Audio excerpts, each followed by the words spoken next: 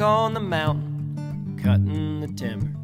I work till my fingers are sore, cutting the timber that goes through the sawmill to build another honky-tonk floor. Down in the valley, she's spending my money, having herself quite a ball, cutting the timber that goes through the sawmill to build another honky-tonk wall.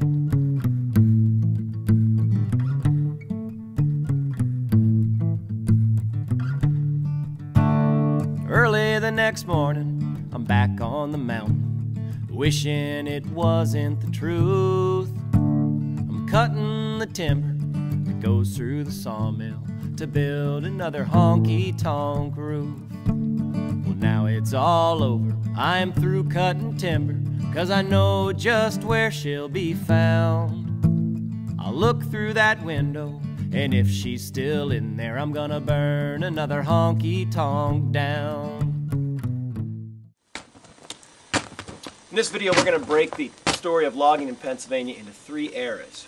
I'm going to first talk about the Colonial Era, which really, for all intents and purposes, began in the 1600s and 1700s and lasted through about the early 1800s. The Colonial Era is going to mainly comprise the story of farmers simply taking enough lumber to satisfy the family need for building a barn and building a home. But that all is going to change around the early 1800s to mid to late 1800s, when we're going to talk about the second era of logging. And that's the industrialization that we're going to be looking at in this film. That continued through about World War I, World War II, which really saw a temporary collapse in the Pennsylvania lumber industry and was reinvented into what we kind of have today, which we'll talk about as the third installment of the video.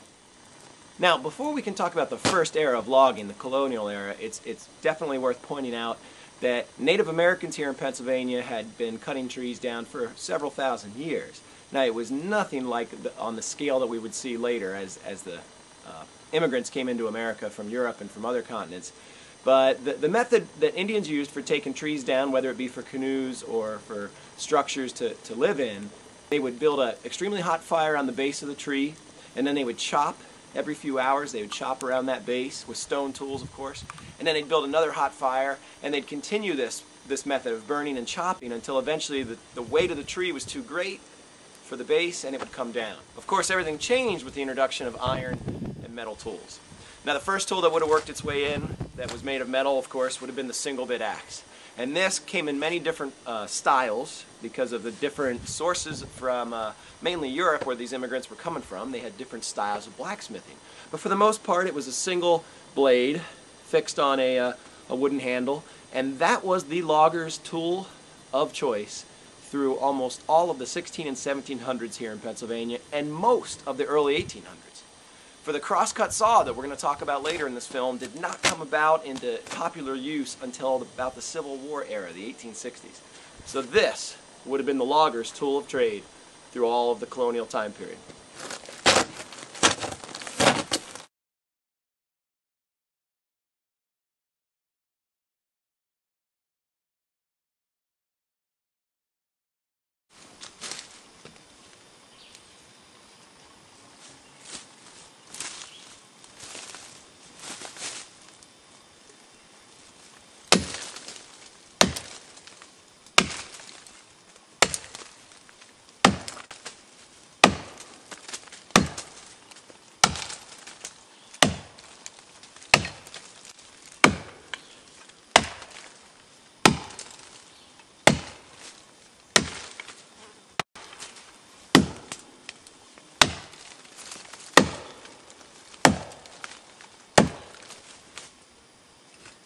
Now, a colonial family would have wanted logs for several reasons.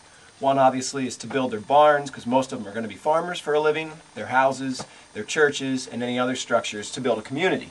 But of course, they also were fueling their homes, all their heat and cooking would have been coming from the forest, of course.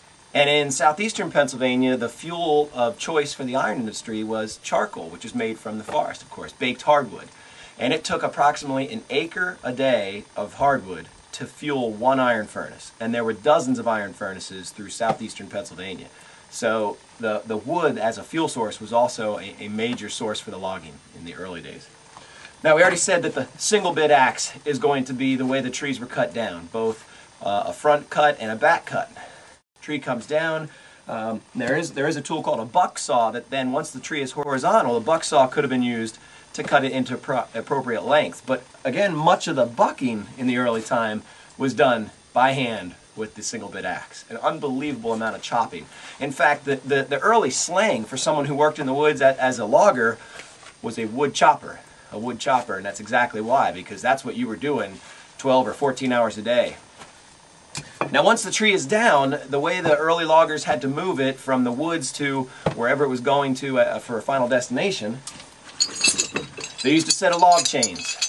Now, keep in mind, most of these were farmers, so they're going to have animal power available on the farm.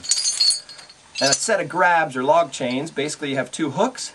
They're going to be pounded into the end of the log, hook the other end up to your animal, whether it's oxen or horses or mules or whatever it may be. Down through the forest you go. And much of the logging, of course, was only done in the winter months, because that snow on the ground is what's going to provide the ideal conditions for sliding your logs through the woods. Plus, if you're a farmer, you're going to be pretty tied up in the other seasons growing crops and doing other jobs on the farm. Now, the tool for pounding your chains in is called a skipper. The front's for pounding the chains into that log, and the back is for prying them loose. And when you got good at doing this, it took one whack to set them and one whack to knock them loose.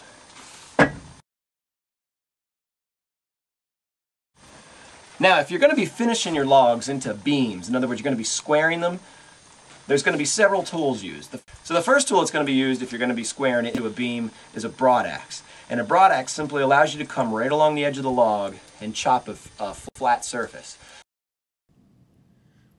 The first step had to be scoring, and that's where a man stands on top of the log and about every foot to 15 inches cuts just a few inches down into the log. Next, you come along to the side of the log with your broadaxe, and that's what's going to help you turn a round surface into a flat surface.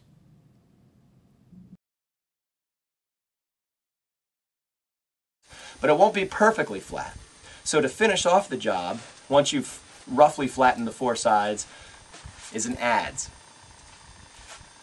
Now, an adze has a sharpened blade, and you stand on top of the beam, and you're chopping down a little bit in front of you. Some guys did it between their boots.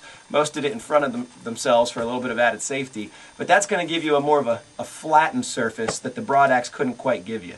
And if the job demanded an even smoother final product, after the adze, you'd get out a series of planes and slicks, which is just a blade, a large blade, and that would let you finally get this down to a very smooth surface. So now, all through the winter months, you're going to have a family farmer, possibly a father and his sons, working the wood lot near the family farm.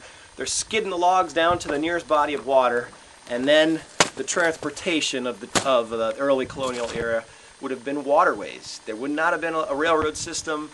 Certainly weren't gasoline or diesel-powered trucks like we have today. So throughout much of the early 1800s and anything before that, it was water that moved these logs to market or to the final destination. So the primary species you're going to be seeing in this time period would have been white pine, possibly some of the other pines, possibly some hemlock. Much of the hardwood wasn't bothered with until later. Now, for several reasons. One reason is you got to keep in mind that where's the wood finally going? If it's going down the Susquehanna, it's going possibly to build large buildings, factories, churches, homes, but the carpenters that are going to be building it by hand. And working with hardwood and hand tools is a lot more work than working with pine and softwood with hand tools. So there's one reason that pine was the preferred and desirable species to be selling down market. Another reason is pine floats.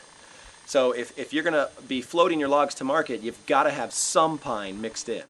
And the way it was done in the early time period was to fashion a raft where you have all of your logs lined parallel to each other in several platforms, and then to use the products of the forest to connect those logs.